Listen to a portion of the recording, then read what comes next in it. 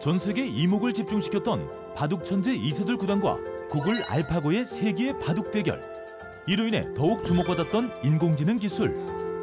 LG가 보고서 드림웍스 시청자 여러분 안녕하세요. 미국 대통령 도널드 트럼프입니다. 대표님, 이거 도대체 뭐예요? 기술이 너무 신기한데요? 특정인의 목소리를 학습해서 그 사람의 목소리로 여러 가지 언어의 음성을 만들어내는 기술입니다. 인공지능이란 인간의 학습 능력과 추론 능력, 지각 능력, 자연 언어의 이해 능력 등을 컴퓨터 프로그램으로 실현한 기술이다. 인공지능은 제조, 제품 관리, 유통, 의료, 에너지, 교통, 고객 마케팅 등 다양한 형태로 발전되고 있다. 외출하고 집에 오신 지 8시간 10분 지났습니다. 책상 스탠드를 켜드릴게요. 다가올 4차 산업혁명 시대. 발빠르게 준비해야 할 미래 직업으로서의 인공지능 전문가가 뜨고 있다. 컴퓨터와 로봇이 사람처럼 생각할 수 있는 소프트웨어를 개발하고 기계가 스스로 학습할 수 있는 알고리즘을 개발하는 인공지능 전문가에 대해 알아보자.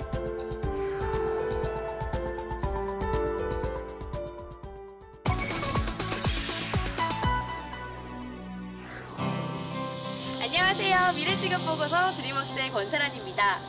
몇 해 전 인공지능 바둑 프로그램 알파고와 이세돌 구단의 바둑 경기가 있었죠. 결과는 4승 1패 알파고 승! 최고의 프로그램과 최고의 인간 실력자의 대결로 주목받은 이 경기에서 알파고는 스스로 경험을 쌓고 학습하며 전략을 세우면서 인공지능이 어디까지 발전할 수 있는지를 보여줬습니다. 이렇듯 인공지능은 인간의 생각과 마음을 담는 기술인데요. 다가오는 4차 산업혁명 시대에는 인공지능 전문가가 모셔야 할 귀한 인재라고 하는데요. 그럼 지금부터 알아보러 갈까요? 인공지능을 연구하는 기업들이 모여있는 이곳. 한국말하는 트럼프를 만날 수 있다는데. 국내 한 스타트업 기업이 인공지능 기술을 이용해 한국말하는 트럼프 영상을 공개, 주목받고 있는 것. 마치 트럼프 대통령이 한국어를 배워 말한 것처럼 재현한 영상이었다. 나는 한국어를 배운 적이 없어요. 북한의 리더 김정은을 만날 때 쓰려고 이 기술을 준비했습니다. 정상회담이 기대됩니다. 곧 만납시다. 인공지능 기술이 단순한 목소리 재현을 넘어 언어 간 장벽을 허무는 수준에 도달한 것이다. 대표님, 드림웍스 시청자분들께 트럼프 대통령이 한마디 해주신다는데 그게 가능해요? 네, 물론 가능하죠. 미국에서 오시는 건가요? 미국에 오시지는 않았는데 저희 인공지능 엔진이 그거를 재현했습니다. 그게 진짜 가능하다고요? 네, 가능합니다. 한번 보여주세요. 네, 보시죠. LG가 보고서 드림웍스 시청자 여러분 안녕하세요. 미국 대통령 도널드 트럼프입니다. 저는 한국의 인공지능 기술 덕분에 이렇게 한국말로 인사를 하게 됐습니다. 앞으로 인공지능 전문가라는 직업이 4차 미래 산업에서 정신이 될 것입니다. 여러분들도 미리미리 준비해 다가올 미래의 주인공이 되길 바랍니다. 감사합니다. 호호호, 도널드 트럼프입니다. 대표님, 이거 도대체 뭐예요? 기술이 너무 신기한데요? 네. 저희가 개발한 인공지능 기술은 특정인의 목소리를 학습해서 그 사람의 목소리로 여러 가지 언어의 음성을 만들어내는 기술입니다. 정말요? 옛날 아주 먼 옛날에 음성합성 기술이 개발되었어요. 그 음성합성 기술은 너무 어색해서 사람들이 없는 날 아주 먼 옛날에 아니 그럼 지금 이 목소리도 다 인공지능이에요? 네, 인공지능으로 합성한 음성이에요. 실제 사람이 아니라는 거죠? 네네. 아니 그러면 목소리를 먹고 사는 저 같은 사람, 성우분들 어떻게 해요? 네.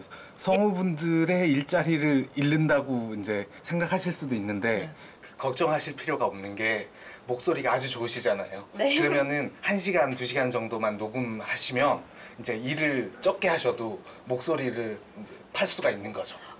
그런 거예요? 그래서 나 대신에 뭐 책을 읽어준다든지 이렇게 해서 뭐 1000권씩 읽으시려면 엄청 막 몇 달씩 일을 하셔야 될 텐데 그걸 안 하고 내가 몇 시간만 일을 하고 나머지는 내 목소리를 팔아서 수익을 얻을 수 있으셔서 그 목소리에 가치가 있으신 분들이 더욱더 수익을 많이 얻을 수 있도록 유명하신 분들이 해외로도 진출하고 그 나라 말을 이제 모르더라도 해외로 진출하고 혹은 그 자기가 되게 유명한데 인공지능 스피커에서 자기 목소리가 나오는 밴드를 위해서 서비스를 해준다든지 이런 것들을 다 가능하게 하는 거죠.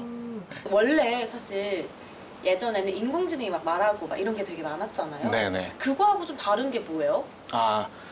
그 예전 기술을 보시면 굉장히 인공지능이 말한다 그러면 굉장히 로봇 같은 음성을 내잖아요. 안녕하세요 뭐 이런 식으로 내기도 하고 최근에는 좀 더 자연스러워졌지만 여전히 시리라든지 이런 데 보시면 이제 어색한 음성들을 좀 느끼실 수 있는데 특유의 그 예, 억양이 있죠. 예, 맞아요. 그런 것들이 사람은 사실은 같은 말도 상황과 어떤 그런 것들에 따라서 다르게 얘기하거든요. 그리고 자기 기분에 따라서도 다르게 얘기하고 뭐 느낌이나 감정 같은 거에 따라서도 다르게 얘기하는데 인공지능이 이제 그게 없었어요. 근데 저희가 어떤 사람을 따라서 말할 수 있는 인공지능을 개발을 해서 실제 사람처럼 그리고 감정과 개성을 넣어서 말을 할 수가 있게 된 겁니다. 인공지능 음성으로 어떤 분야까지 좀 확대가 될까요? 저희가 보기에는 이제 사람이 어떤 상황에 따라서 이렇게 말을 해야 되는 그런 것들을 녹음을 한다든지 뭐 이런 것들을 웬만한 경우는 대체를 할 수 있을 것으로 보고 있고요. 그리고 그 이제 사람 대신에 뭐 전화를 걸어준다든지 뭐 전화 걸어서 식당을 예약한다든지 혹은 이제 뭐 그 전화 상담원들이 되게 좀 힘든 일들이 많잖아요. 뭐 그런 것들을 이제 대체를 해준다든지 혹은 사람과 공존해서 좀 사람들의 노동량을 줄여준다든지 이런 것들이 가능하고요. 그 다음에 그 어떤 연예인이나 뭐 이런 유명인들이 자기의 뭐 그 목소리라는 자산을 그 널리 좀 퍼뜨릴 수 있게 이 인공지능의 활용 범위는 또 얼마나 커질까요? 웬만한 그 소프트웨어로 할 수 있는 많은 부분들이 지금 인공지능으로 대체가 되고 있고요. 예전에는 어떤 법칙에 따라서 이렇게 프로그램을 하던 것들이 지금은 그런 법칙을 그 뭐 데이터나 음성이나 영상을 가지고 학습을 해서 그런 일들을 할 수 있게 되는 지금 상황에 있고요. 인공지능을 연구하는 또 다른 이곳. 현재 아기 두상의 변형 정도를 집에서 손쉽게 체크할 수 있는 서비스를 만들고 있는 인공지능 전문가 이인을 만나보자. 아기 두상에서 그치는 것이 아니라 아기 성장에 관련된 모든 것들을 체크하고 관리할 수 있는 어플리케이션을 만들었다. 저희 회사는 AI 테크 기업으로서요. 저희가 이제 아기 관련된 이제 아기 성장 관련된 부분하고 이제 AI하고 접목을 시켜가지고 이제 아기 전문 기업이라고 하면 좋을 것 같은데 이제 아기 두상이 이제 3개월에서 18개월 사이에 두개골이 이제 말랑말랑해져 있어요. 18개월 때 이제 굳기 시작을 하거든요. 근데 그 전엔 당연히 이제 잠자는 자세라든지 그리고 엄마 뱃속에 나올 때부터 이제 변형이 조금 돼서 나와요. 근데 그런 거를 잘 관리를 해줘야 되는데 그거를 이제 저희 어플리케이션으로 촬영을 해서 변형이 어느 정도 이제 발생했는지 알려주는 서비스를 하고 있는 회사거든요. 어플리케이션을 이렇게 실행하셔서 아기를 이렇게 세우고 그 다음에 촬영을 이렇게 하시면 그리고 이제 여기 조정이 가능하거든요. 그래서 조정해서 OK를 누르면 바로 확인 가능합니다. 그래서 조금 두상 분석하는 시간이 조금 흐른 후에 이렇게 결과를 확인하시면 얼마큼 변형이 일어났고 레벨이 어느 정도다라는 걸 알 수 있고요. 그 다음에 이제 나중에는 이제 의사분들하고 같이 이제 채팅도 할 수 있게끔 저희가 이런 서비스를 준비를 하고 있습니다. 어플을 통해 간단하고 쉽게 아기의 사두증과 단두증을 알아낼 수 있다는 것이 가장 큰 장점이다. 그 여성이라든지 사회 약자들을 위한 서비스를 만들고 싶었어요. 그래서 아이템을 생각하고 있는데 근데 이제 제 지인분이 두상 관련된 그 교정해주는 업체에서 일을 하고 계시는데 상당히 많은 부모님들이 이제 두상에 대해서 걱정도 많이 하시고 그리고 뭐 교정하는데 300만 원 이렇게 들긴 드는데 큰 비용을 들여서 하긴 하는데 그래도 불안하신 거예요. 잘 되고 있는지 불안하고. 그래가지고 저희가 그런 걸 좀 불안한 그런 점들을 좀 해소시켜주고 싶다 해서 시작하게 됐어요. 네. 사회적 약자를 위해 개발된 아기 두상관리 어플리케이션. 이것 또한 인공지능이 접목돼 기술 개발이 가능했다고. 인공지능은 뭐 다른 챗봇이나 다른 이미지 처리나 여러 가지 것들이 있는데 저희 어플에서 인공지능이 활용이 되는 분야는 카메라로 촬영을 하고 난 다음에 아기의 두상을 아기 두상 모양에 따라서 얘가 두상 변형이 어떤 것인지를 알 수 있거든요. 그래서 그 모양을 쉐입을 판별하는 그 처리 기술에서 딥러닝 이미지 인식, 세그멘테이션 기술이라고 하는 그 기술을 적용해서 학습을 시키고 있습니다.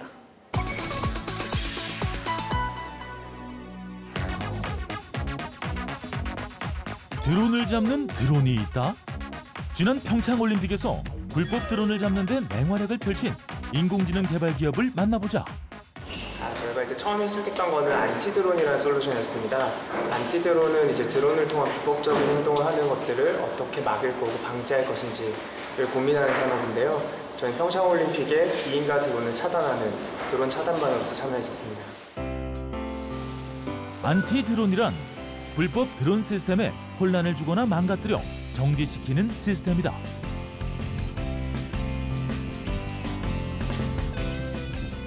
드론을 이용한 테러 범죄가 안티드론 기술 개발 촉진제 역할을 한 것이다.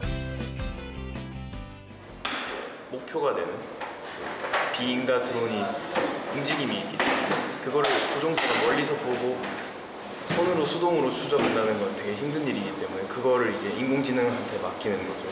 그래서 결국 그 코앞에서 실제로 락온을 하는 과정은 인공지능한테 맡긴다고 보시면 돼요. 실제로 법과 규제를 피해 불법적으로 드론을 사용하는 사람들이 증가하고 있다. 때문에 인공지능 기술과 결합한 안티드론 기술 개발은 지금도 연구 중이다. 저는 인공지능 자체에 대한 것들도 물론 굉장히 중요하지만요. 기술적인 부분보다는 인공지능이라는 기술을 활용해서 어떻게 문제를 해결할 것인지 더 많이 관심을 가지고 있습니다. 그리고 그러한 남들이 해결하지 못하는 문제들을 해결할 때 굉장히 큰 기쁨을 느끼기도 합니다.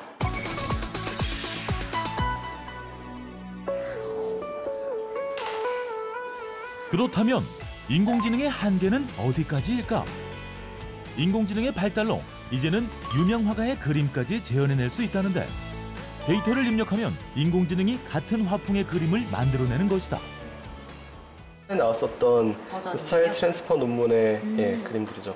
이게 원본 그림이고. 아니 어플 같은 거에서도 사진 찍으면 그림처럼 바꿔주는 거 그런 것도 있잖아요. 네네 그렇습니다. 그것도 최근에 나온 인공지능 기술이 이제 실제 어플로 적용될 많은 예 중에 하나인데요. 그렇게 그 인공지능 기술들이 널리 실생활에 응용돼서 쓰이는 좋은 예들 중에 하나라고 볼 수 있습니다. 오, 그렇구나. 예술 분야까지 적용되어지는 인공지능 기술. 사진을 그림으로 바꿔주고 똑같은 그림을 그대로 복사해내는 신기술이다.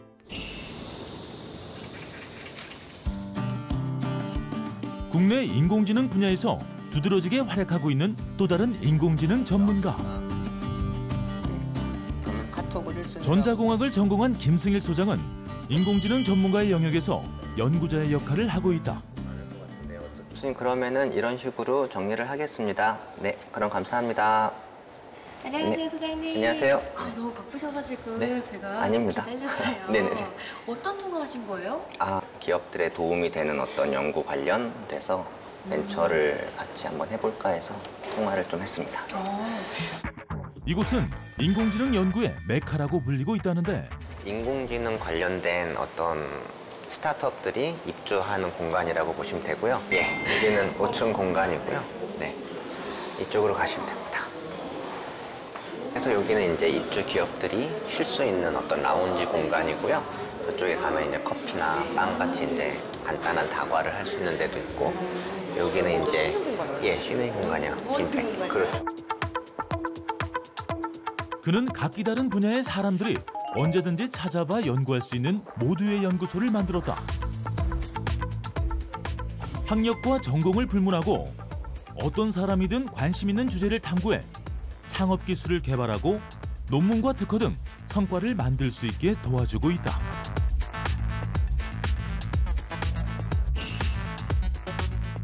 세계 연구실 15명의 연구원으로 출발한 연구소는 현재 170명으로 늘었다.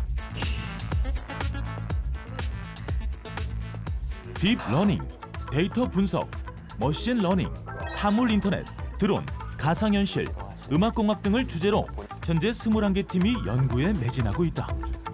인공지능적으로 좀 써줘야죠. 네. 대표님, 같이 회의를 참석해봤는데 도대체 무슨 말씀하시는지 잘 모르겠어요. 어떤 회의 하신 거예요? 지금 이제 저희 내부적으로 이제 연구 주제 이야기를 좀 하고 있었는데요. 지금 이제 사회적으로 인공지능이 발달하면서 어떤 가짜 영상들이 많이 나오면서 사회적으로 문제가 좀 되고 있거든요. 그래서 그런 사회적 문제를 해결할 수 있게끔 하는 게 어떻게 하면 해결을 할 수 있을까? 그래서 이제 요즘에 최근에 이제 비디오 투 비디오 신세시스라는 좀 기술들이 많이 나오고 있는데 그거 관련돼서 좀 이야기를 나누고 있었습니다. 트럼프 대통령의 말과 행동, 습관까지 따라하는 이 동영상. 배우 알렉 볼드윈과 트럼프를 딥페이크 기법으로 합성한 것인데 표정 변화가 너무나 정교하고 자연스럽다. 목소리도 행동도 똑같은 진짜 같은 가짜, 딥페이크다. 포털에 관련 단어를 입력하면 유명 연예인들은 물론 일반인 피해자를 합성한 영상이 수백 건 검색될 정도로 문제가 심각합니다. 지난 19일에는 원하는 얼굴을 성인 영상에 합성해주는 서비스까지 등장했습니다. 국내 인공지능 기술은 어디까지 발전했을까? 지문까지 위조하는 시대. 가짜와 진짜 지문을 구별하는 인공지능 기술이 있다고 한다. 오늘 어떤 거 많이 개발하셨다고 하는데 그중에서 좀 자랑할 만한 거 보여주신다면서요? 네, 제가 연구했던 것 중에서 위조 지문을 검출하는 시뮬레이션을 했었습니다. 어떤 거예요? 네, 잠깐 보여드리면요. 이 그림을 이제 보시게 되면 여기 둘 중에서 어떤 게 위조 지문 같으십니까? 비슷한데요? 뭐가 위조? 다 사람 아니에요? 다 똑같은 지문 같은데 실제로 이것은 이제 사람이 이제 실리콘으로 만든 지문으로 이제 그 지문 인식기에 진짜요? 갖다 댄 거거든요. 예. 너무 진짜 같은데? 네네. 그래서 어떤 특징을 좀 검출하기가 굉장히 좀 어려운 상태인 거죠. 네. 그때도 우리가 이제 딥 뉴럴 네트워크를 이용해서 제가 연구했던 거는 이런 화면 다 이제 컨볼루션이라는 방법이 있어요. 네. 그걸 통해서 이제 마지막 단계에서는 이제 특징을 뽑아내는 거죠. 이게 위조의 특징인지 이게 실제에서 나오는 특징인지 두 개를 이제 분리할 수 있는 특징을 직접 이제 이 머신이 알아서 이제 찾는 거라고 보시면 됩니다. 그러니까 이 찾는 과정에서 인공지능이 사용된 거죠? 네네, 그렇게 보시면 될 것 같아요. 위조가 된 지문의 특징이 다르고 실제의 지문의 특징이 다르다라는 맞습니다. 거예요? 네네, 그걸 구분할 수 있는 특징을 우리가 추출해야 되는데 그거를 이제 기계가 자동으로 해주는 게 요즘의 딥 뉴럴 네트워크의 특징이라고 보실 수 있어요. 오, 진짜 신기하다. 누구나 참여해 원하는 연구를 할 수 있는 플랫폼 모두의 연구소. 연구 개발, 말만 들어도 어려운 영역인 것 같고 석박사가 하는 것이라는 생각이 들지만 이곳 모두의 연구소에서는 남녀노소 모두가 자유롭고 쉽게 연구 개발을 할 수 있다. 소장님 어렸을 땐 어떤 분이셨어요? 제가 어렸을 때는 보통 이제 다들 그럴 것 같은데요. 그냥 공상 과학 만화 영화 보면서 로봇 만화 보면서 나도 과학자가 돼야겠다. 뭐 이런 정도의 꿈을 꾸는 평범한 사람이었고요. 네, 뭐 나중에 조금 더 커서는 한 중학생, 고등학생쯤 될 때는 저희가 집이 이제 조금 형편이 어려워지면서 사업가가 돼서 돈을 좀 많이 벌어볼까 이런 생각도 잠깐 했었는데요. 바로 접었습니다. 네, 제가 워낙 내성적이다 보니까 사업가 체질은 아니고요. 성격 자체가. 네네네. 그래서 그냥 연구하기로 네, 마음을 먹었죠. 네. 그 원래 첫 직장은 어디셨어요? 원래 첫 직장은요, 모 대기업 연구소에 들어갔고요. 학교를 졸업하고 바로 연구소에 취업을 했고요. 그래서 한 5년 정도 넘게 일을 했습니다. 네, 그래서 주로 그때는 핸드폰에 들어가는 어떤 소리 관련된 그런 일을 했고요. 요즘 젊은 친구들 클럽 가서 전화 통화하는데 클럽에 왔다는 건 숨기고 싶고 뭐 그렇다면은 전화 통화할 때 자기 말소리만 깨끗하게 들어가고 주변에 소리는 안 들어가고 이런 걸 연구한다거나 뭐 이런 일들. 대박인데요, 그거? 네. 근데 지금은 이제 대기업을 그만두시고 네. 모두의 연구소라는 걸 차리셨잖아요. 네네. 모두의 연구소는 어떤 곳이에요? 모두의 연구소는요. 네, 그래서 설명을 드리면 우리나라에는 이제 연구를 정말 하고 싶은데 그거를 하지 못하는 경우가 많이 있어요. 가령 회사에 입사를 해서 연구를 하고 싶다라고 하면 회사에서는 수익이 나는 것만 연구를 시키기 때문에 연구를 못하는 경우가 있을 거고요. 자기가 대학원에 연구를 하고 싶어서 진학을 했다고 하면은 다행히 교수님이 하고 싶어 하는 것과 혹은 교수님이 가지고 있는 연구 과제와 그 주제가 같다면은 할 수 있지만 그게 다른 경우에는 사실은 본인이 하고 싶은 연구를 못하는 경우도 굉장히 많이 있거든요. 국책연구소도 마찬가지고요. 그래서 어떤 연구를 하고 싶다라는 니즈는 분명히 있는데 할 수 있는 공간이 많이 없다면 그럼 차라리 우리가 모여서 한번 해보자 라고 생각을 해서 만들었고요. 그래서 하고 싶은 연구가 있으면은 모두의 연구소에다가 자기가 직접 랩을 만들 수가 있어요. 연구실을 만들 수가 있고요. 뭐 가령 난 자율주행 자동차를 연구하고 싶어. 그러면 여기다 자율주행 자동차 연구실을 만들면 되는 거죠. 그러면은 분명히 같은 연구를 하고 싶어 하는 사람들이 여기저기 도처에 널려 있을 테니까 저희가 홍보를 해서 그 사람들을 다 모아드리고요. 다 모아드리면 그분들이 다 팀이 되고 그 연구실을 운영할 수 있는 연구원 풀이 되는 거죠. 그래서 그 팀이 서로 집단지성의 힘으로 함께 힘을 합쳐서 연구를 해나가는 컨셉의 어떤 연구소라고 보시면 됩니다. 자발적 연구 모임이 창업으로 이어지기도 하고 기업 연계로 발전하기도 해 대학원생에서 공대 학부생, 예비 창업가 등 다양한 연구원들이 함께하고 있다. 오늘은 인공지능을 좀 배우러 왔잖아요. 네. 인공지능이 정확히 뭐예요? 인공지능이요. 강아지 사진을 이 인공지능한테 보여주면은 이 인공지능이 이건 강아지야 라고 아는 거잖아요. 입력으로 강아지 사진이 들어가면은 출력으로 이 인공지능은 강아지라는 어떤 자기가 인식한 거를 말을 해주잖아요. 그러니까 이렇게 입력과 출력이 있는데 그 안에 블랙박스를 만드는 어떤 그런 거를 저는 인공지능이라고 개인적으로 생각합니다. 그렇다면 그 인공지능을 다루는 인공지능 전문가는 또 어떤 역할을 할까요? 인공지능 전문가는 이제 결국은 그 안에 들어가는 그 함수 안에 들어가는 알고리즘을 만들 수 있는 사람이겠죠. 예, 근데 저는 사실 두 가지로 봐요. 하나는 진짜로 그 인공지능 알고리즘, 그 함수를 만들어내는 사람일 수도 있는데요. 요즘에는 이제 인공지능이라는 게 기술의 발전이 엄청나게 빠르거든요.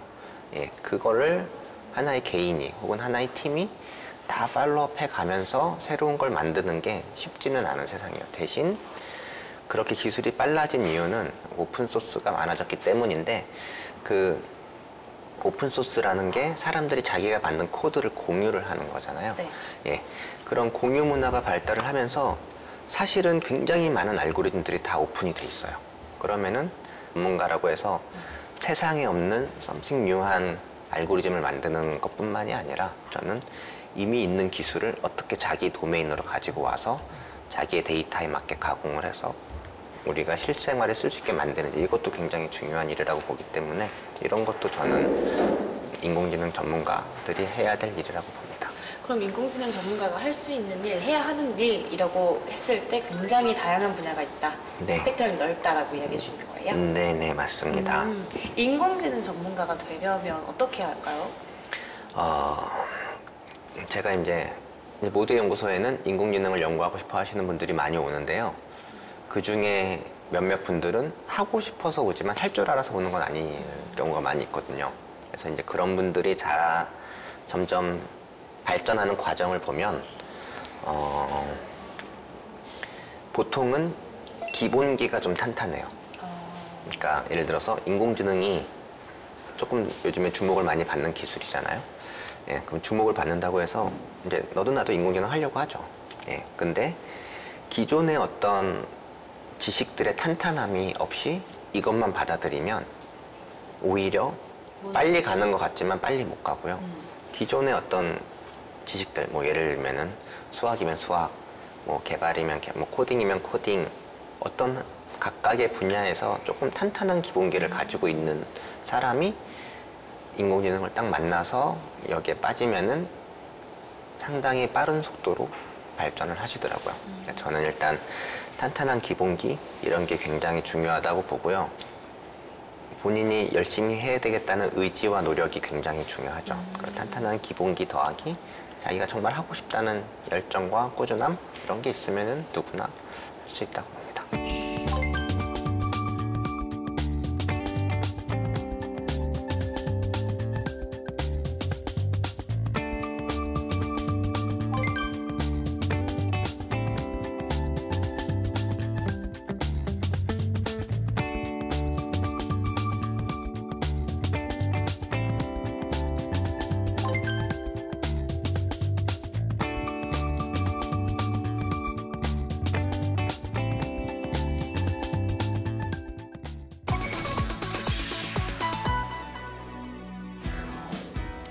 이제는 국내 자동차 시장에서도 인공지능이 활약하고 있다고 합니다. 집안에 인공지능 스피커를 통해 집 밖에 있는 자동차에 시동도 걸고 차 온도도 설정할 수 있다고 하는데요.